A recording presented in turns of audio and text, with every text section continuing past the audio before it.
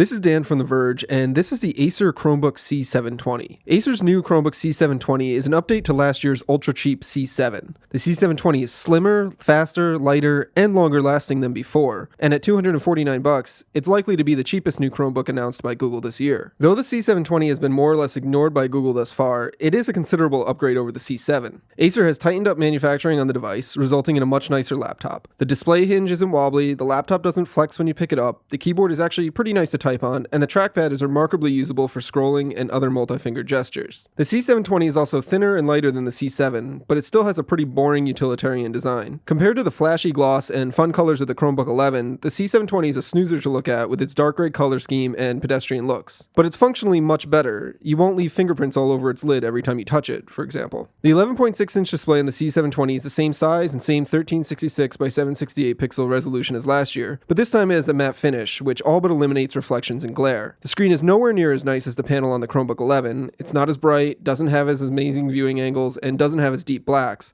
but it's perfectly usable and acceptable for this level of laptop. You do lose some neat design features found on the HP. Speakers are on the bottom of the computer instead of built into the keyboard. They get loud, but they really don't sound all that great. You can't charge it using a micro USB charger, and there's no cool light-up strip to be found on the C720's lid. In exchange, you get a USB 3.0 port, a full HDMI out port, along with a USB 2.0 port, a full-size SD card reader, and a Kensington lock port. While the HP might be the fashionista of the Chromebook family, the C720 is the workhorse. The improvements to the C720's design and build quality are all welcome, but the biggest difference between it and the C7, and frankly, every other Chromebook, is found on the inside. The C7 is one of the first Chromebooks to hit the market with Intel's new processor, known as Haswell. This offers much better performance and usability, but more importantly provides dramatically improved battery life. The C720 is quoted at 8.5 hours of battery life by Acer and Google, nearly double that of the C7. In our tests, it really lives up to that claim.